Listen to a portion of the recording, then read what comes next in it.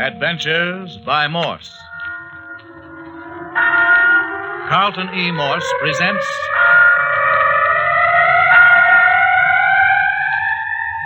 The City of the Dead, featuring Captain Friday. If you like high adventure, come with me. If you like the stealth of intrigue, come with me. If you like blood and thunder, come with me. But first, listen to a word from our sponsor. The City of the Dead. There are 10,000 citizens in the City of the Dead, each with a white marble slab indicating each residence. The gates of the City of the Dead have long been closed to newcomers. It is a city whose population has remained unchanged for the last 10 years. And the mayor of this city is Joshua Friday. Some call him caretaker of the old cemetery in the valley. But anyone who knows Joshua Friday at all calls him mayor. He is the only living person in the City of the Dead. That is, unless you care to include Lammy Fink, a slow-witted fellow who does kitchen police duty and a little gardening in the city during the day, and retires beyond its precincts at night. The City of the Dead lies in a tiny valley 25 miles from the suburb of a great city. It is off the main highway and completely isolated from the world. But now it's 9 o'clock on a moonlit, windy night in October. Come on, get out of that car. You heard me. What do you want? You want me to plug you? Oh, Jimmy, do what he says. You too, girl. Get out. You let go of me. You let that girl alone. And get out of the car, both of you. Yeah, now start walking. No, the other way. But that's toward the graveyard. You heard me. And don't look back or they'll pick up your bodies in the morgue wagon in the morning. Now get moving. Jimmy, what's happening to us? Keep walking. Don't look around. They've stolen your machine. I know it, Phyllis. I couldn't tackle two armed men. Well, of course you couldn't. Shouldn't have parked way out here in the country. But it was nice. It was so still in the moonlight. Who do you suppose they were? Probably car thieves. They didn't touch us. Jimmy, listen. Church bell. Oh, but there aren't any churches around here. Oh, sure there is. That little old church down at the other end of the valley. Oh, but that's all falling to pieces. It hasn't been used for years. That's right. Funny, isn't it? Jimmy, I'm scared. Do we have to go on? Oh, look, Phyllis. There's a light ahead of us. You know what it is? No. Oh, Jimmy, what's that? Quick, get off the road. Behind those bushes. Get down.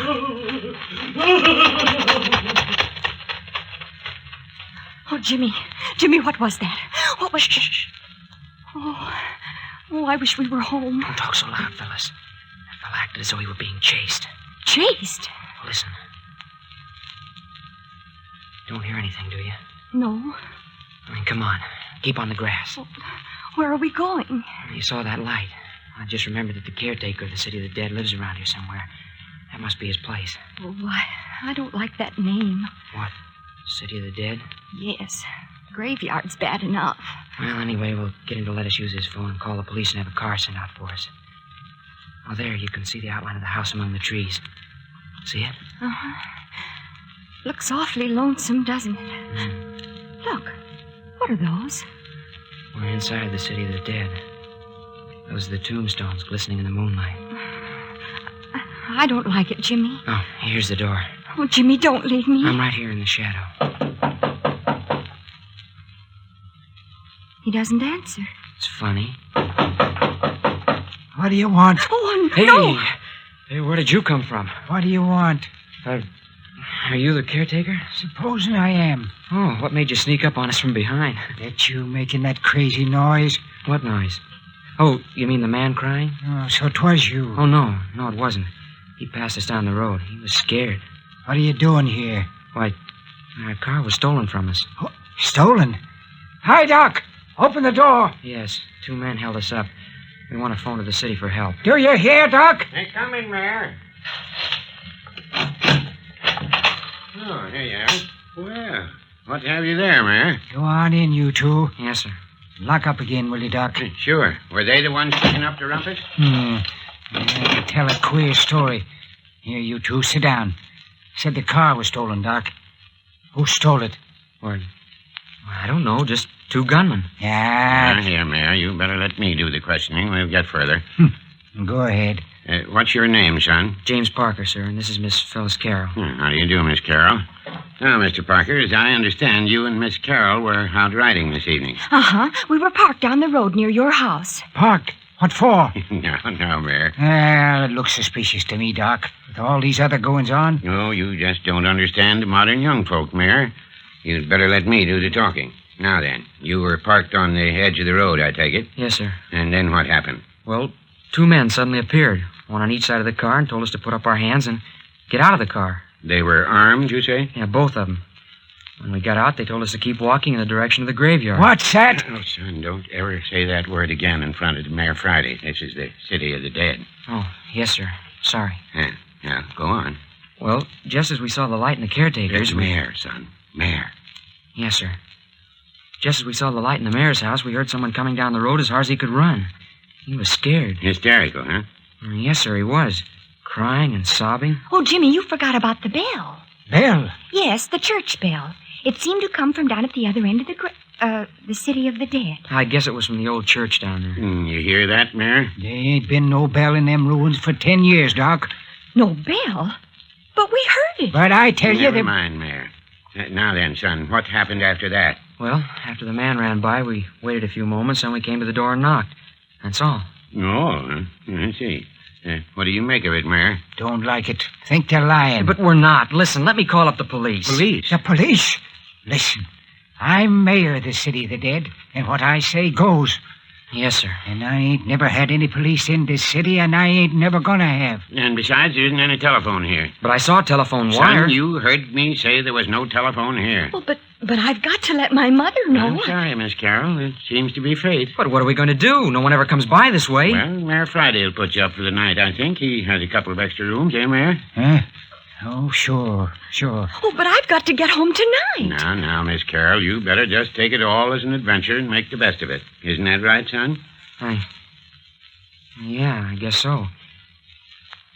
Maybe if we started to walk back, we could pick up a ride when we hit the main highway. No. We couldn't think of letting you do that. You simply must accept Mayor Friday's hospitality. Now, I'll tell you what. While the mayor is fixing up your rooms, I'll brew us a cup of coffee.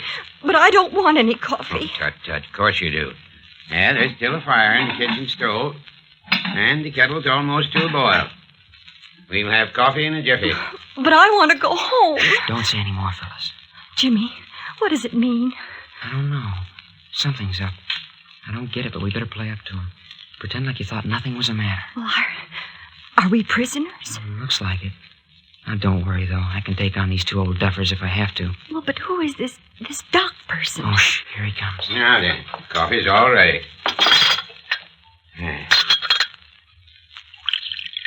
There you are, Miss Carroll. Thank you.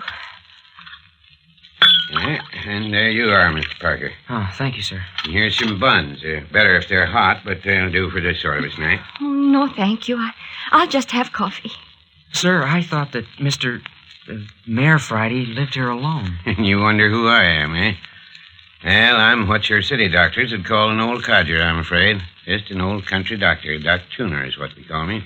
But I wouldn't think they'd need a physician in the city of the dead. Oh, no. The city of the dead isn't my seat of practice. That is, I should say it wasn't my seat of practice. You see, son, I'm retired now. All my patients are dead. Dead? All of them? Well, it's this way, young folks. I was a family doctor and had my little practice and was like a member of each family that I doctored. I knew all the little troubles and every pain of each of my patients. Never seemed to hanker to add new patients to my clientele, especially as I grew older. More coffee, Miss Carroll? It does taste good. Well, as time went on, I found myself laying more and more of my patients to rest in the city of the dead. But there hasn't been anyone buried in the city of the dead for the last 10 years. Well, this was years ago, son. Well, finally, about 10 years ago, I discovered that all the families I'd doctored were either dead or had moved away. As I hadn't added any new patients, I was a doctor without a practice. But couldn't you have got more? Oh, suppose I could, but I never made a practice of it, so I didn't hanker to begin trying at my age. I was getting well along, and besides, I had enough to live on. Oh, I see. Which means that you don't see at all. Well, son, as I said, I lost the last of my patients about the time they closed the city of the dead as a burying place, and They opened up a newfangled cemetery over on the other side of the city. My last patient just slipped in under the bars, you might say. Last person to be buried here. All your patients are buried in this great the city of the dead? Every one of them. So you can see the city of the dead has a very soft place in my heart. I often come down here and stay a spell with the mayor. It's kind of like being with old friends. Going down there among those little white headstones brings back all the old days to me. And you just happen to be here on a visit tonight? Huh? Oh, yeah. Oh, here comes the mayor. Well, your room's is ready. Yeah, that's good. I suppose, Miss Carroll, you'd better take the first room. Mr. Parker, you take the one right next to it. That right, Mayor? Don't make no difference. Yeah, good night. I hope you both sleep well. I'll call you for breakfast. Good night, Dr. Tuner, and you too, Mr. Mayor Friday. Good night, son. And you, Miss Carroll. Yes. Good night. Night, Phil. Remember, I'm right next door. Night, Jim. And now you, son. Yeah. Hi. Hi out there. Hey, what do you mean by locking the door? Oh, Phyllis! Phyllis! Jimmy, is that you? Yes, Phyllis, they've locked me in and the window's barred.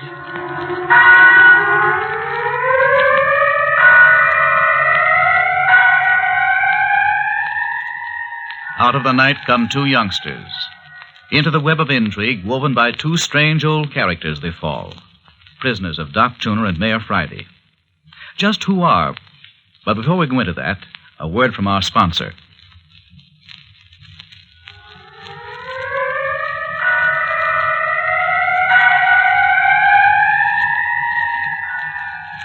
Having locked Jimmy Parker and Phyllis Carroll in adjoining bedrooms in the caretaker's cottage, old Doc Tuner and Mayor Friday are out among the gravestones investigating. Well, look here, Mayor. We won't be able to find anything down here among the graves this time of night. Yeah, moon's good. Anyway, I know every stick and stone in the city of the dead.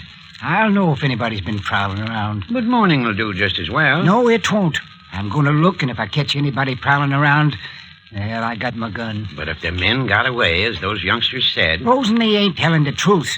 All that nonsense about hearing a church bell. Well, the girl was telling the truth, Mayor. I know the truth when I hear it. Dang funny. Ain't no church bells within 20 miles of here. I tell you, Doc, I'm just going to raise old Ned if I catch anybody bothering any of my citizens.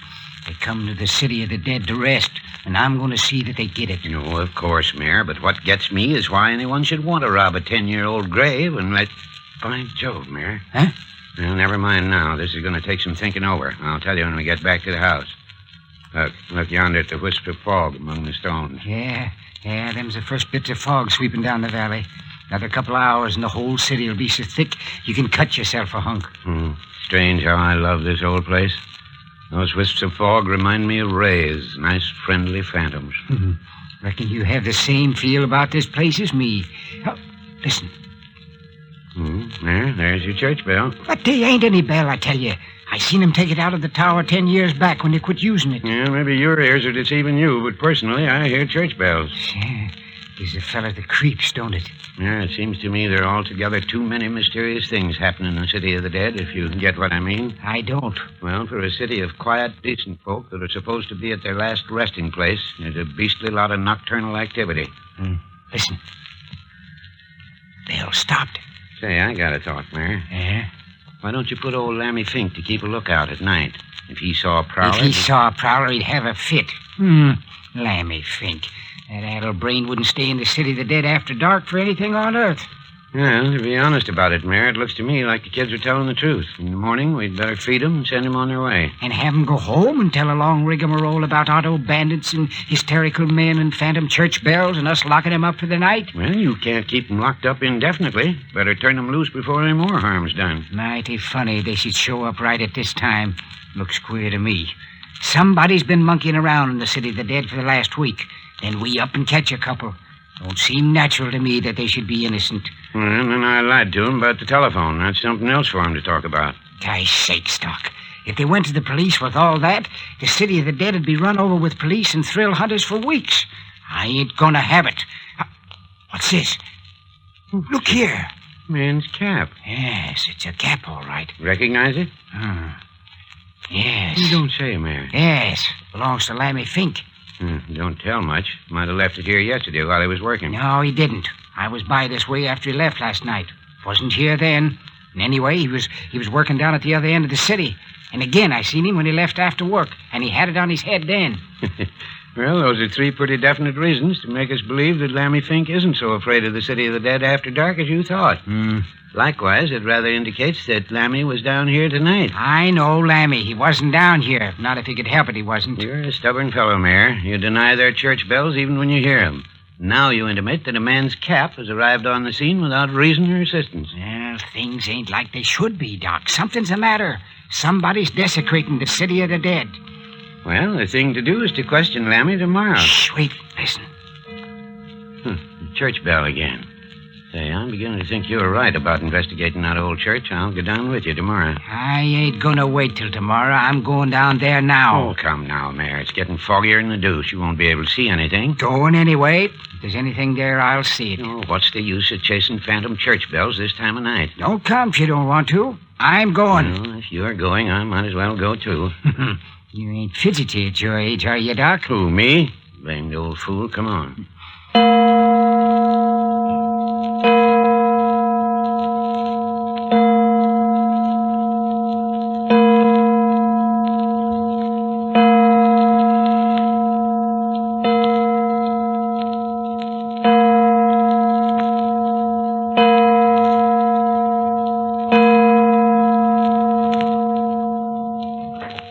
Now that we're here, what are you going to do about it? Can't see a blame thing. Got a flashlight, Doc. Always carry one. Dilapidated old ruin. Should have been torn down long ago. Come on, I'll lead. And look out where you step. Every board's full of rottenness. Floor's liable to collapse and let you through. I ought to know that. Been in here often enough. Hey, what in tunket's that? Oh, nothing but the rafters creaking. Can't you feel the whole building sway when the wind blows? It's that old. The whole shebang's likely to crash down on us. I don't reckon so. Keep quiet.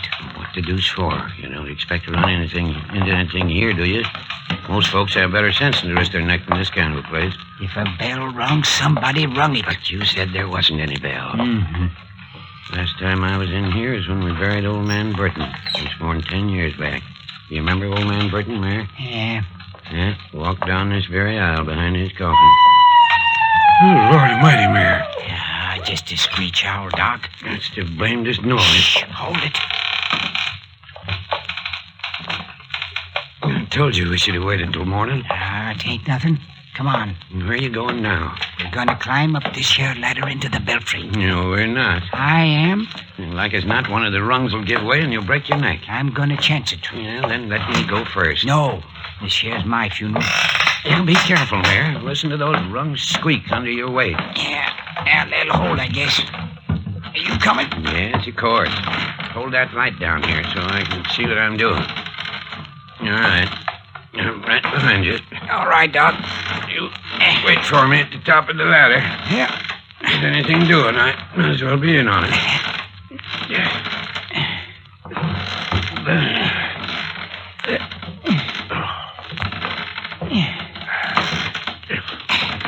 All right, Doc. Yeah, except for a bad case of goose pimples. Now, I'm going to turn on the flashlight. Better crouch down in case there should be anything. I'm crouched. Mm-hmm. Look out! Look out! Huh? What's the matter? Didn't you see it? See what? Whatever made that noise? Them was pigeons. Scared the pie out of them. But I saw a shape, shadows. Yeah, just a pigeon flying around. I don't believe it. I saw something big. Oh, yeah, where is it then? Couldn't have gone down the ladder. Couldn't have jumped out of the belfry without busting its neck. Yeah, have your own way. Anyway, there isn't any bell up here. Exactly like I told you. So, you see, we had all this monkey business for nothing. You satisfied now? I heard a bell tonight. Of course you did. So did I. Well, where did it come from? Ain't no other buildings around for 20 miles. Yeah, looks to me like you deepened your mystery rather than solved it. Yeah. Look. Cobwebs all over the place. Ain't nobody else been up here for years. Anybody could tell that. Hey, Mayor, let's go back to the house to do our cogitating. I'm not what you'd call comfortable perched up here in this old belfry. Yeah, reckon we might as well go down.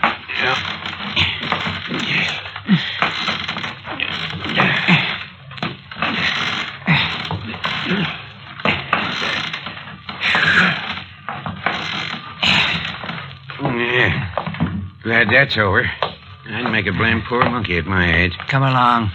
Now, where do you think you're going? Well, as long as I'm here, might as well look over the whole place. You sure are anxious to break a leg. You feel how springy these floorboards are? Liable to give away any minute. We'll take a look behind the altar. What's back there? Well, it used to be the preacher's study. It was never used, though, after the old bell ringer committed suicide in there. By Jove, Mayor, I'd forgotten about that. Old Sammy Martin. Hanged himself, didn't he? Yeah. Yeah, locked the study off and never used it after that. Of course I remember now. 15 years ago, if it was a day. It ain't locked no more, don't reckon.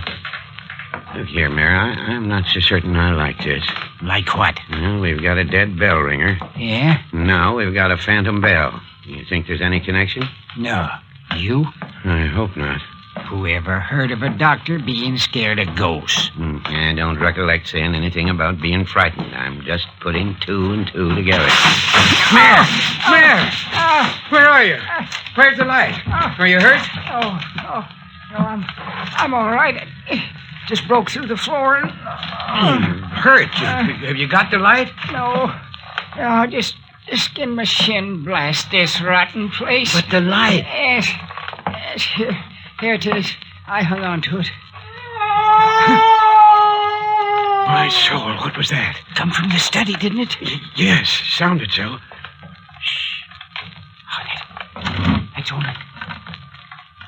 It's only the rafters.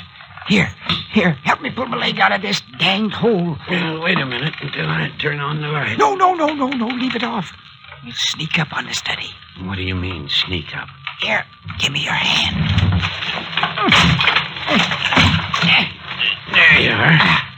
Now, look here, Mayor. I've had enough for one night. I'm gonna see what made that noise. No fat chance of sneaking up on anything after the crash you made when you fell. We'll sneak up to the door and throw it open. Yeah, and get shot for our trouble. No, we won't.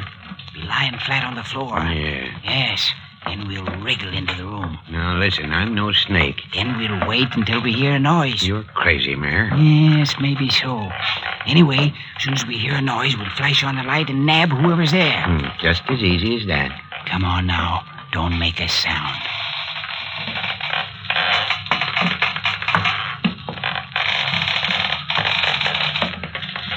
Here's the door. Lie down flat. Right in front of the door? Yes. It swings in. I'm right alongside you. Well, who's going to open the door? I am. I've unlatched it. All I got to do is give it a push. Well, push. What? Ow! Oh, great jumping Caesar. What was that, Doc? Oh, I don't know, but whatever it was, it ran the full length of me. Stepped on you? Stepped on me and dang near ground me into the floor. Stepped smack on my head. Are you hurt? Well, I don't feel any too good. Can you walk? Oh, of course. Well, our ghost seems to have gotten away. Turn on the light. Let's get into the room and look around. Yeah, I could do with some light. There.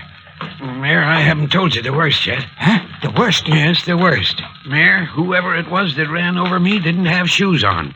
Look where his nails scratched my face. Oh, gosh almighty, Doc.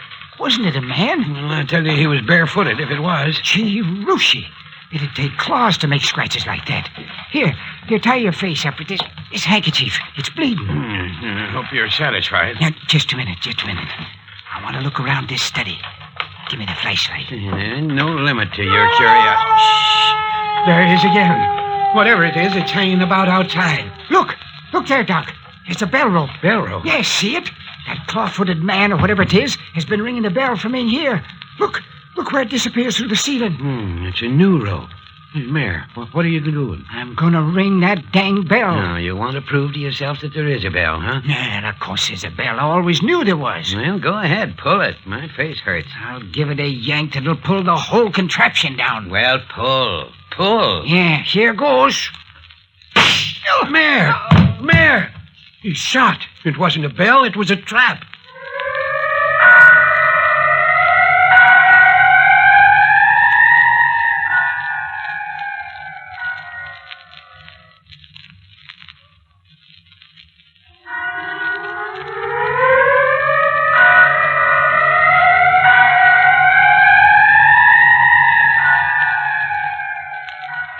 You have just heard the opening episode of The City of the Dead, especially written and produced for your sponsor by Carlton E. Morse. What is this clawfoot thing? What is the meaning of the phantom church bell? Why are Jimmy and Phyllis held prisoners? And finally, who shot Mayor Friday? And how and why? The mystery grows deeper and creepier next week with Chapter 2, entitled, I've Dug Up Something Ghastly.